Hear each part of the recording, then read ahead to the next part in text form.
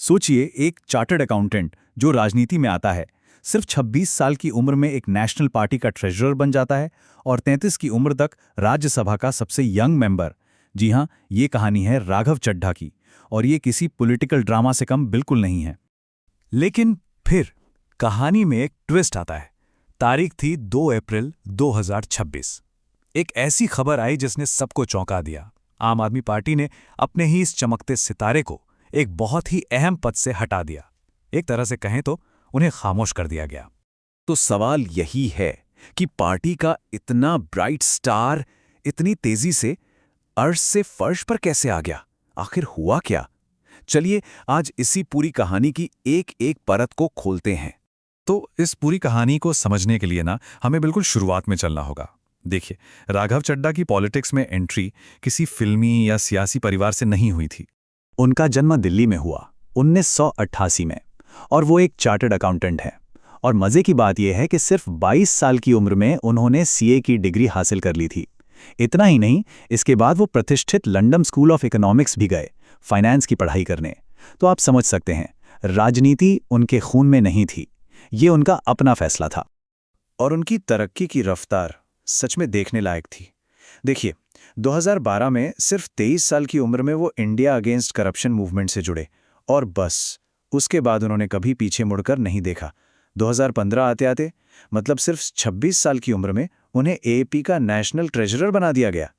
फिर 2020 में विधायक बने और 2022 तक तो राज्यसभा के सांसद भी।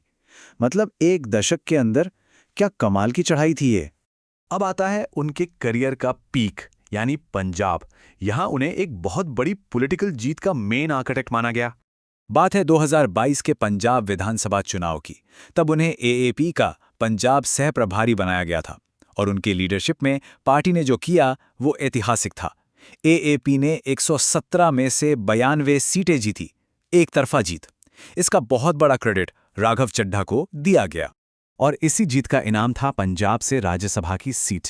और इसी के साथ सिर्फ 33 साल की उम्र में वो राज्यसभा के सबसे कम उम्र के सदस्य बन गए। सोचिए, सिर्फ 33 साल। संसद में भी उनका काम अलग था। उन्होंने गिग वर्कर्स के अधिकार, मिडिल क्लास पर टैक्स का बोझ और पैटर्निटी लीव जैसे नए जमाने के मुद्दों को उठाया। तो उनकी एक इमेज बन गई थी, पार्टी का एक युवा, शहरी और पॉलिसी पर बात करने वाला चेहरा। लेकिन कहते हैं ना, राजनीति में सब कुछ हमेशा अच्छा नहीं रहता। सफलता के साथ चुनौतियां भी आती हैं, और बस यहीं से कहानी में एक नया मोड़ आता है और उनके करियर की मुश्किलें शुरू हो जाती हैं। तो सब कुछ सही ट्रैक पर लग रहा था, है ना? लेकिन पर्दे के पीछे राजनीतिक फिजा में एक तूफान पनप रहा था, एक ऐसा तूफान जो उनके शानदार करियर के लिए एक बड़ी चुनौती बनने वाला था। तो दो बड़े विवाद सामने आए जिन्होंने उनकी इमेज पर असर डालना शुरू किया। पहला था अगस्त 2023 का, जब उन्हें राज्यसभा से सस्पेंड कर दिया गया।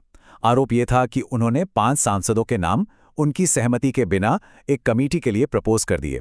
और दूसरा मामला आया अप्रैल 2024 में, जब एआईपी के ही एक एमएलए ने उन पर ड्रग्स के कारोबार से जुड़े पुलिस वालों के साथ संबंध होने का गंभीर आरोप लगा दिया। अब ये जो जालसाजी वाले आरोप थे, इस पर राघव चड्ढा ने बहुत मजबूती से अपना बचाव किया।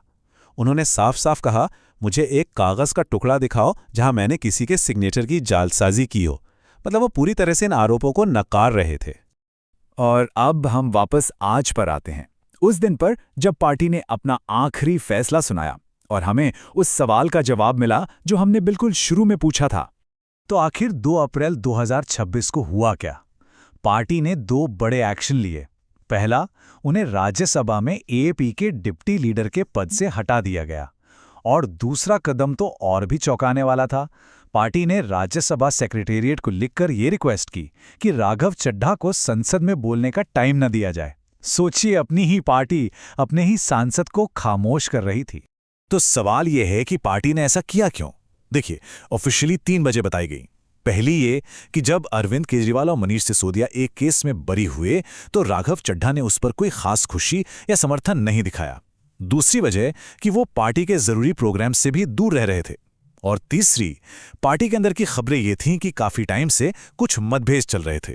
अब पार्टी के इस एक्शन के बाद सबकी नजरें राघव चड्ढा पर थीं कि वो क्या करेंगे, क्या जवाब देंगे। और उनके जवाब ने ही इस पॉलिटिकल कहानी का अगला चैप्टर लिखा। और वो ज्यादा देर चुप नहीं रहे। ठीक अगले ही दिन 3 अप्रैल 2026 को उन्होंने एक वीडियो मैसेज के जरिए अपनी खामोशी तोड़ी। अपने वीडियो की शुरुआत उन्होंने बहुत दमदार शब्दों से की। उन्होंने कहा, मुझे खामोश किया गया है, हराया नहीं गया। ये लाइन अपने आप में बहुत कुछ कह रही थी, है ना? एक तरह का ऐलान था कि वो हार नहीं मानेंगे। लेकिन उनके मैसेज का जो सबसे इमोशनल और पावरफुल हिस्सा था, वो ये लाइन थी, मेरी खामोशी को सरेंडर मत समझना। मैं अभी एक शांत नदी हूं, लेकिन मैं बाढ़ बनकर उठना जानता हूं। मतलब साफ था, ये एक शांत तूफान से पहले की खामोशी हो सकती है। तो राघव चड्ढा की ये कहानी हमें एक बात तो सिखाती है कि पॉलिटिक्स में कुछ भी परमानेंट नहीं होता। जो कभी पार्टी का स्टार था, आज उसी पार्टी में साइडलाइन कर दिया गया है। तो अब सबसे बड़ा सवाल यही है कि राघव चड्ढा के लिए आगे क्या है, उनका अगला कदम क्या होगा? इसका जवाब तो खैर आने वाला वक्त ही देगा।